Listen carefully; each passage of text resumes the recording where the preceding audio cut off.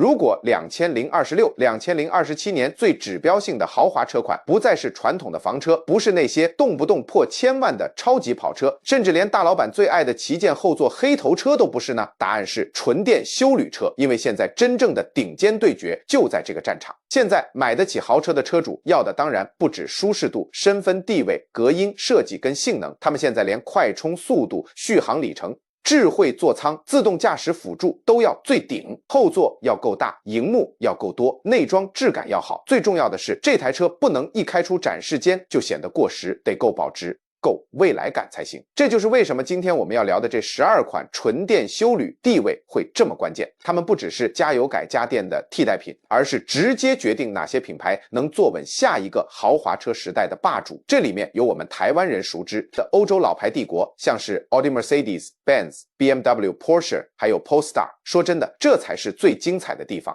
以前那些傳統豪華大廠躺着賺、擠牙膏的日子已經過去了，現在路不是他們自己開的了。今天我們就來盤點9款即將在2026到2027年徹底改寫遊戲規則的豪華純電休旅。從第9名開始，我們一台一台看下去。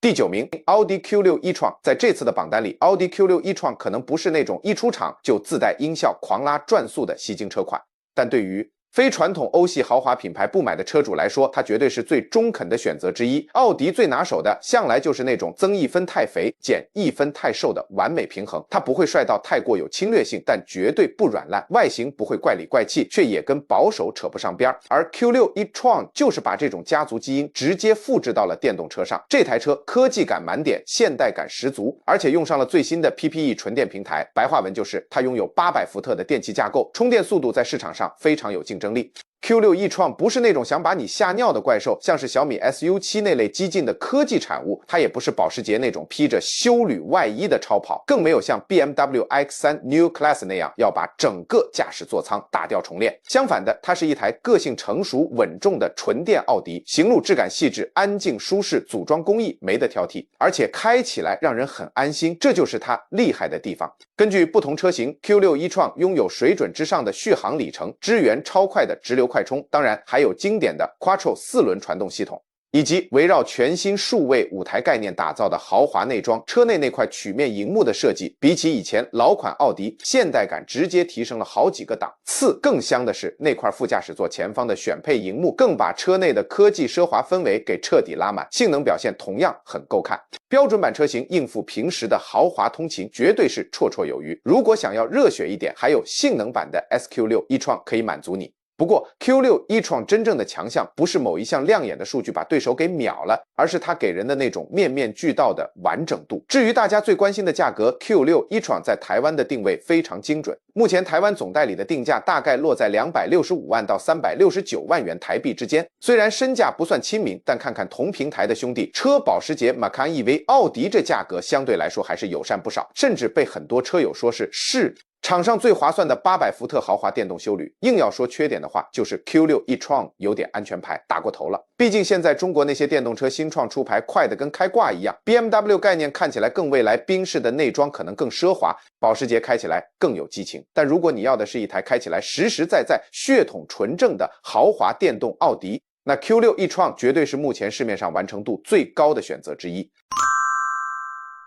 第8名，Polestar 3。如果用一句話來形容 Polestar 3，那就是主打熱血性能的北歐風豪華純電休旅。光是這句話應該就成功勾起不少台灣車友的興趣了。畢竟 Polestar 從來就不打算去複製賓士的奢華、BMW 的操控或是奧迪的均衡，它自己就自帶一種高冷極簡的北歐文青風，乾淨利落的外觀設計，滿滿的科技感，強悍的性能表現，再加上直接內建 Google 車載系統，打造出一個完全不流於俗套、實用卻不張揚的頂級座艙。而且你要知道 Polestar 3是一台標準的5人座豪華休旅，而不是那種7人座的家庭大保姆，這代表它把所有的好料全都留給了駕駛樂趣，乘坐舒適度、性能與設計感，而不是一味的追求載人載貨的極致空間。這台休旅完全就是為了那種喜歡北歐極簡美學，但骨子裡又渴望狂暴動力的人量身打造的。根据官方数据 ，Polestar 3的續航里程最高可以衝到647公里，高階車型的0-100加速只要3.9秒，最大馬力更是直接灌到將近680匹。這數據直接擺明了，它是一台實打實的性能猛獸，絕對不是那種空有外表、開起來溫吞的買菜電動車。座艙內裝更是它的大賣點，乾淨高質感，而且完全以科技為核心。因為內建了 Google 系統，所以不管是導航、語音控制還是操作邏輯，用起來就跟你的智慧型手機一樣直覺，完全不需要重新適應。車內材質也經過精心挑選，整體設計比那幾家天天點燈光秀的德國對手要克制內斂許多。另外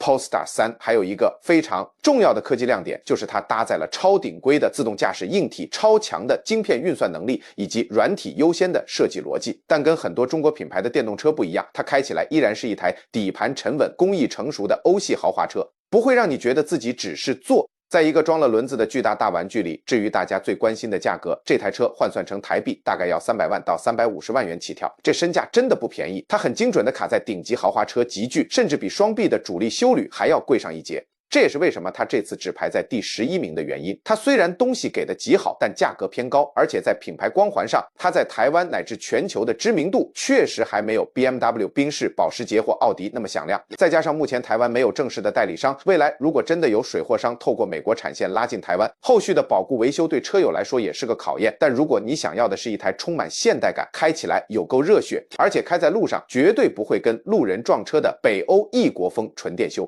鋁，那麼 Polestar 3絕對是目前市場上最讓人心動的非典型選擇。第7名 Mercedes-Benz GLB 純電版。在這份榜單裡，純電版的 GLB 絕對是最聰明的車款之一，因為它解決了一個非常現實的問題。畢竟不是每個想買豪華電動車的人都需要一台大到像坦克的巨無霸休旅，也不是每個家庭都想掏出買保時捷那種等級的預算，更別說在台灣這種擁擠的都會區，如果車身太大，進出機械車位或在巷弄找車位，根本就是一場噩夢。很多人的心聲其實很單純，想要一個有面子的三芒星廠徽、純電的科技感、靈活的車身尺寸，但同時又要具備好再好用的空間，甚至偶爾能有載滿7個人的彈性。這就是純電 GLB 最無敵的地方。這台新世代的純電 GLB 最大的賣點就是它在相對緊湊的車身尺碼下，依然提供靈活的5人座配置，以及可選配第3排的7人座彈性。光是這一點在市場上就非常稀有。畢竟要在中小型豪華電動休旅裡找到7人座真的沒幾台。賓士完全抓準了台灣家庭主婦和好爸爸們的胃口，有時候日常的實用性可比那些狂暴的0-100加速重要多了。雖然純電 GLB 不是這份榜單裡最讓人熱血沸騰，也不是最奢華的一台，但它絕對是實用主義家庭最容易被推坑的選擇。這次的大改款用上了賓士最新的 MMA 純電架構，徹底擺脫了以前舊款 EQB 那種油改電的尷尬感。現在是一台血統純正的次世代電動車，它不止充電速度大幅提升，還換上了最新的智慧數位座艙，整個內裝的奢華氛圍完全就是台灣消費者最愛的賓士高水準表現。在價格方面，純電 GLB 定位非常精準。如果參考歐洲的定價邏輯，引進台灣後，它的身價應該會落在台幣260萬到310萬元左右，正好卡在老大哥 GLC 純電版之下，對一般中產階級家庭來說，算是相對能親民入手的豪華門檻。不過它也不是沒有缺點，台灣車友最在意的就是那個選配的第3排空間。說實話，這車身尺寸就擺在那裡，第3排的空間頂多只能算是應急用的5+2空間，小朋友坐還行。如果是身高1M8的成年人坐進去，基本上跟蹲苦勞沒兩樣，完全談不上什麼大老板的豪華舒適。但這並不會扣太多分，反而讓純電 GLB 顯得更實在。它好開、實用，帶有高級感，開在台灣的市區毫無壓力。對賓士來說，這台車絕對會是個銷量密碼，因為它把高高在上的豪華電動車真正帶進了台灣一般家庭的日常生活中。第6名 Porsche Macan 純電版。純電 Macan 的出現直接向全世界證明了一件事，保時捷有本事把他們最賣座的休旅車完全電動化，卻依然保有骨子裡那種純種跑車的操控靈魂，這真的非常不容易。現在市面上很多電動休旅直線加速確實快得跟鬼一樣，大家基本上都麻木了。但保時捷從來就不只是在玩直線加速，保时捷之所以是保时捷，靠的是无可取代的轉向手感、完美的車身配重、犀利的剎車反饋、動態抑制，還有整個駕駛座艙的包覆感。它最厲害的是車子好像有读心術，在你還沒完全轉動方向盤前，它就已經知道你想怎麼過彎了。純電 Macan 就是圍繞着這種硬派哲學打造出來的。它採用800伏特的 PPE 純電平台，充電速度完全是頂級水準。頂規的 Macan Turbo 在開啟彈射起步模式下，最大馬力直接飆到639匹，0-100加速只要3.3秒。這數據聽起來確實很驚人，但純電 Macan 的精髓絕對不是只看賬面數據，而是它在路上的操駕質感。保時捷給了它極度精準的底盤調校，還把後軸轉向系統、智慧氣壓懸吊和各種熱血的駕駛模式全都塞給它，打造出一個完全以駕駛者為核心的座艙。它是市場上極少數能讓你覺得它是一台性能跑車，而不只是一個安靜的加速機器的電動休旅。不過代價就是定價高，得讓人手抖。目前台灣總代理公布的售價，入門後驅車型從358萬元台幣起跳，而最頂規的 Turbo 版本更是直接開出541萬元台幣的驚人身價。而且各位車友都知道，買保時捷不選配基本是不可能的，隨便一選沒個4，500萬台幣根本牽不回家。這個售價正是它最大的痛點。畢竟同樣的預算，你跑去買BMW X3 或賓士的純電 GLC， 可能可以換到更長的續航里程或更舒適的後座。如果是買中國的極氪 7X， 甚至只要1半不到的價格，就能拿到各種令人眼花繚亂的黑科技。但沒辦法，因為後面那些車都不是保時捷，純電 Macan 改寫了遊戲規則，因為它證明了豪華電動休旅也可以開起來激情四射，有血有肉。這台車就是專門賣給那些想要享受電動車的科技與動力，卻死活不肯對駕駛樂趣妥協的熱血車主。第5名 Polestar 4，這台車就真的狂了。它是那種走在時代尖端、作風非常大膽的純電跑旅，而它最驚天動地的舉動就是直接把後擋風玻璃給廢了。沒錯，聽起來是不是有點匪夷所思？但 Polestar 可不是為了搞怪而故意不給後窗，他們的出發點是為了刻畫出更完美的空气力學線條，打造極度流線的斜背跑旅車頂，同時提供前所未有的后座头部空间。至於後方視野怎麼辦？很簡單，直接用電子數位後視鏡搭配車頂高畫質鏡頭來搞定。這種破天荒的設計，買家肯定會走向2個極端，喜歡的人愛得要死，不能接受的人絕對罵翻。但這正是 Polestar 4的魅力所在，它就是不想打安全牌。Polestar 4把跑車的流線、休旅車的空間以及次世代電動車的黑科技完美融合。它擁有北歐獨有的冷冽極簡美學，完全不拖泥帶水的內裝、內建的 Google 車載系統以及強悍的動力表現。根據不同配置，它的0-100加速和續航里程都是前段班的水準。但說到底，這台車最吸睛的靈魂還是它的設計哲學。少了傳統後窗，讓它的車尾呈現出極具未來感的平滑曲線，開在台灣路上吸睛度絕對破表。而坐進車內，你會發現整體氛圍非常平靜、優雅且現代。它的座艙沒有那些花俏多餘的無用裝飾，反而有一種簡約的建築結構美感。更讓人驚豔的是它的後座體驗，受益於超大面積的全景玻璃天窗和刻意後移的座艙布局。後座空間大到就像私人 lounge 小包廂一樣，坐起來非常享受。在價格方面，這台車海外折合台幣大約從180萬起跳，高階雙馬達車型大約落在220萬到250萬台幣左右。這身價正好卡在歐洲大廠和主流電動休旅之間。對於不想開雙 B 或奧迪，想來點與眾不同品味的個性買家來說，真的很有吸引力。當然，缺點也顯而易見，那個沒有後窗的設計絕對會直接勸退一票保守派車友。就算電子後視鏡畫面再清晰，廣角再厲害，很多人心理上還是習慣轉頭就能看到傳統後窗的安心感。這點確實會挑戰市場的接受度。但如果你問我，它算不算一個改寫規則的挑戰者？答案是肯定的。Polestar 4徹底顛覆了大家對跑旅車的刻板印象，也向大家證明豪華電動車的設計根本不需要遵守那些過時的老規矩。第4名 Porsche Cayenne 純電版。純電 Cayenne 絕對有實力在未來的10年內稱霸整個高性能電動休旅的戰場。為什麼敢這麼說？因為 Cayenne 這3個字在車界的分量實在太重了。想當年，第1代 Cayenne 可是直接拯救了差點破產的保時捷，它向全世界證明了一家做纯種跑車的品牌，也是能造出一台不失跑車靈魂的休旅車。而現在，純電 Cayenne 肩負着同樣的使命，要來重寫電動車時代的規則。這次官方丟出來的數據真的非常瘋狂，在 WLTP 測試標準下，它的續航里程最高可以衝破650公里。如果你選的是流線斜背的 Cayenne Coupe 純電版，受惠於更低的風阻係數，續航里程甚至可以達到666公里。至於性能表現更是囂張，特別是最頂規的 Turbo 版本。想象一下，在一台大空間的豪華家庭休旅車殼下，骨子裡卻塞進了摧枯拉朽的超級跑車級加速。但各位車友都很清楚，保時捷最厲害的從來不只是傻傻的直線加速。它的精髓在於完美的掌控感。保時捷這次把發重點全放在最頂尖的底盤科技，高性能冷卻系統可以連續瘋狂彈射而不衰退的動力反饋，犀利的制動表現，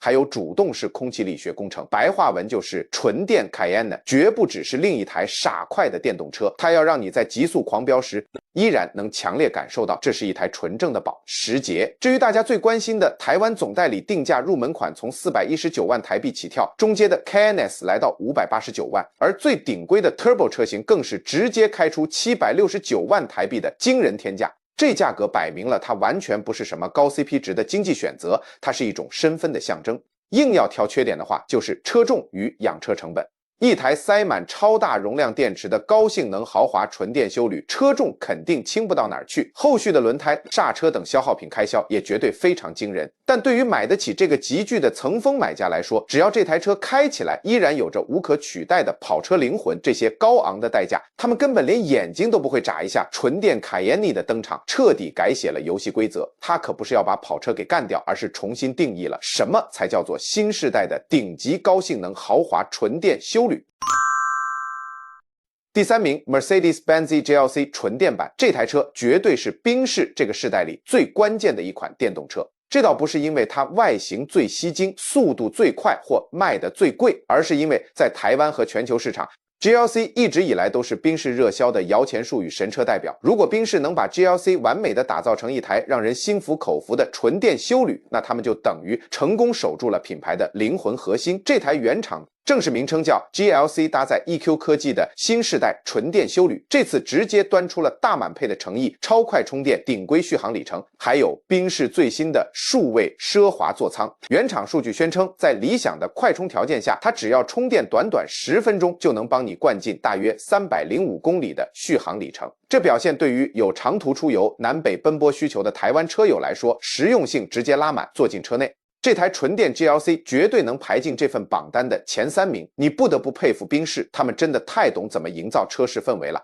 鋪天蓋地的熒幕、精致的環艙氣氛燈、奢華的用料，搭配上優雅的數位界面，一開車門那種尊榮感馬上油然而生。這次大改款還首度導入了選配的39.1寸超巨幅 MBox Hyperscreen 3聯熒幕，並用上全新的 MB。OS 系統它不只更聰明，還能深度整合導航、娛樂跟充電規劃，用起來相當流暢。這台純電 GLC 的策略很明確，它不打算去跟保時捷拼硬派操控，也沒想學極客那樣堆砌眼花繚亂的黑科技，它就是要把最道地的賓士味做到極致。這代表它追求的是極致的行路平順度、完美的隔音、頂級的舒適感，以及那種毫不費力的優雅奢華。在價格跟定位上，它未來引進台灣後，絕對是直接對上BMW X3 New Classic 和奧迪 Q6 e-tron。如果參考歐洲目前 GLC 4004 Matic 純電版大約7萬歐元起的定價邏輯，來到台灣加上萬惡的關稅後，車友們推估身價大概會落在台幣320萬到380萬元之間。不過它唯一的隱憂在於軟體系統。賓士必須向消費者證明，他們最新的數位座艙真的夠人性化。畢竟熒幕做得再大再漂亮，如果系統層級太複雜，選單多到像在走迷宮，那對車主來說只是增加開車時的煩躁感而已。豪華車主要的科技是幫你省麻煩，而不是制造更多麻煩。但話說回來，只要賓士把這套軟體優化好，這台純電 GLC 絕對會是未來2年內台灣地表上最強大、最不容忽視的豪華純電休旅霸主。第2名 BMW X3 New Classic， 這台車可不只是另一台普通的純電休旅，它直接宣告了 BMW 全新電動車時代的全面啟動。這也是為什麼它這次能衝到第2名這麼頂的位置。這台大改款 iX3 是寶馬第一款採用 New Classic 4世代平台打造的純電休旅，它身上藏了太多好料。第6代 eDrive 電能驅動技術，換上全新開發的圓柱形鋰電池，頂規的800伏特電氣架構，快到不可思議的充電速度，還有前所未見的 Panoramic Vision 3D 全景前擋投影技術。在動力數據上，主力車型 iX350XDrive 擁有大約469匹的最大馬力和64.5公斤米的扭力，0-100加速只要4.9秒。但對台灣車友來說，這次大改款真正驚人的絕對是續航力和充電速度。在 WLTP 測試標準下，它的最高續航里程竟然可以直接衝破800公里，而且它支援高達400千瓦的直流快充，在理想狀態下，只要充電短短10分鐘，就能幫你補進超過300公里的續航里程。這種規格一亮出來，直接讓市場上現行一堆豪華電動車瞬間看起來像上個世代的舊科技，座艙設計也是這次大改款的精髓。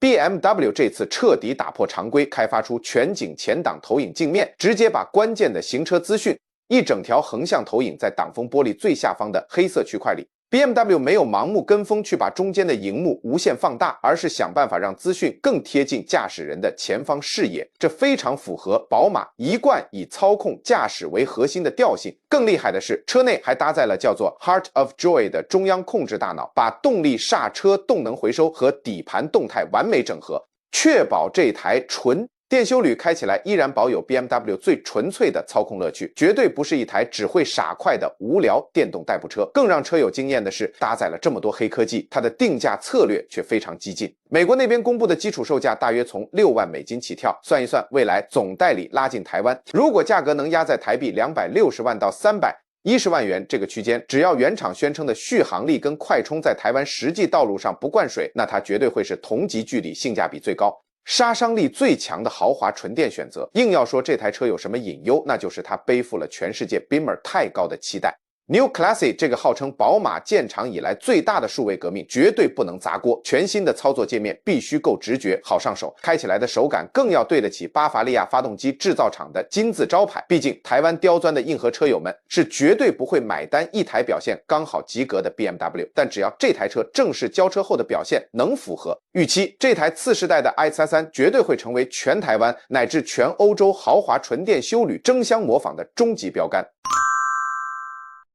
終於來到萬眾矚目的第一名 Volvo EX60。Volvo EX60 這次之所以能擊敗眾多強敵直接登頂，是因為它極有可能是最適合全家人在現實生活中使用的全能型豪華純電休旅。它不走花俏路線，外形不具侵略性，性能也不追求極端，但對於那些想要同時擁有舒適、安全、頂級續航力、超快充速度、極簡美學、家庭實用性以及讓人安心的科技感的层峰買家來說，它就是目前市場上完成度最高、最无懈可擊的終極大禮包。这台 EX60 是第一款採用 Volvo 全新世代 SPA3 純電架構打造的戰略車款，全面換上800伏特的電氣架構，並導入一體式一體壓鑄車身跟 Cell to Body 電池車身一體化技術。原廠這次一口氣推出了3種動力規格，頂規的 P12雙馬達4驅版本，在搭載117度的超大容量電池下，最高續航里程可以衝到驚人的810公里。就連美國 EPA 測試標準也有高達400英里的水準。更香的是它的充電效率，最高支援高達370千瓦的直流快充，10%到80%的充電，最快只要16到19分鐘。這代表 EX60 絕對不是只能在市區代步的買菜車，而是一台能真正陪着全家人輕鬆環島、長途北高奔波的長征神車。不過，富豪最無可取代的強項，從來就不只是續航力，而是信任感。Volvo 對於家庭奢華的理解，跟賓士、BMW、保時捷或極客完全不在同一個維度。它不打算用誇張的數據去嚇你，更不想把車艙搞得像電子霓虹夜總會。它呈現出來的是一種平靜、安全、乾淨且內斂的頂級質感。內裝滿是斯堪的納維亞的北歐極簡美學，大量的永續環保材質，中控那塊細緻的15.1寸大螢幕，再搭配上功能強大、直接內建 Google Gemini 智慧助理的車載系統，你只要動動嘴巴，導航跟充電路線規劃就全部幫你搞定，開車過程變得無比輕鬆，毫無壓力。當然，安全依然是富豪刻在骨子裡的靈魂。這台 EX60 除了極度強悍的車體剛性，還配備了全球首創的多自適應安全帶，以及更臻成熟的 Pilot Assist 主動駕駛輔助系統。对於一台天天要載着老婆小孩的豪華家庭休旅來說，這種讓人100%安心的防護，可比那些幾秒破百的彈射起步重要太多了。在定價上，它也相當有競爭力。海外基本款換算台幣大約落在200萬元上下，剛好卡在 BMW iX3 和賓士純電 GLC 的手背範圍內。硬要挑缺點的話，就是 Volvo 必須在第一批交車時就向消費者證明他們的軟體系統已經徹底成熟。畢竟之前幾款純電車型曾因為軟體小毛病被車友吐槽過，大家這次都睜大眼睛在看。EX60的系統穩定度到底有沒有全面到位，但就整體的大滿配實力來看 ，Volvo EX60真的強到不可思議。它把續航、快充、安全、舒適、科技和真正的家庭實用性完美結合，而且完全不流於俗套。第一名，它拿的实至名歸。好了，看完了這9款即將改寫2026、2027年遊戲規則的純電霸主，我們來做個最後的終極大推坑。如果你想要一台開起來最實實在在、血統純正的德系豪華全能全才，奧迪 Q6 e-tron 絕對不會讓你失望。如果你對北歐美學情有獨鍾，骨子裡又渴望熱血操控， Polestar 3是一台極具品味的非典型豪車。如果你預算有限，需要市區好開好停，但偶爾又要載滿7個人的好爸爸， Mercedes-Benz GLB 純電版是最聰明的選擇。如果你死活都不肯對駕駛樂趣跟跑車靈魂妥協，那就不用想了，直上 Porsche Macan 純電版就對了。如果你討厭無聊，想要開在路上吸睛度破表，直接廢掉後擋風玻璃的 Polestar 4絕對最敢秀。如果你大老板靈魂爆發，想要在休旅車殼下享受破1000匹馬力的超跑級加速， Porsche Cayenne 純電版就是那隻終極巨獸。如果你依然迷戀經典的三芒星，想要最優雅、最無懈可擊的精致行路質感， Mercedes-Benz GLC 純電版依然是不可撼動的經典。如果你想見證100年大廠建廠以來最強大的次世代純電平台革命，那擁有800公里超狂續航的 BMW iX3 Neo Classic 就是最硬核的工程結晶。但是呢，如果你想要的是一台在現實生活中能真正照顧到全家人，給足你100%的信心，将續航、快充、安全與舒適做到最完美平衡的頂級純電休旅，那麼2026、2027年的終極贏家毫無疑問絕對是 Volvo EX60。因為未來的豪華定義從來就不只是在比誰開得快，而是比誰能讓你開得最安心、最沒有壓力，這才是真正懂生活的人會做出的終極選擇。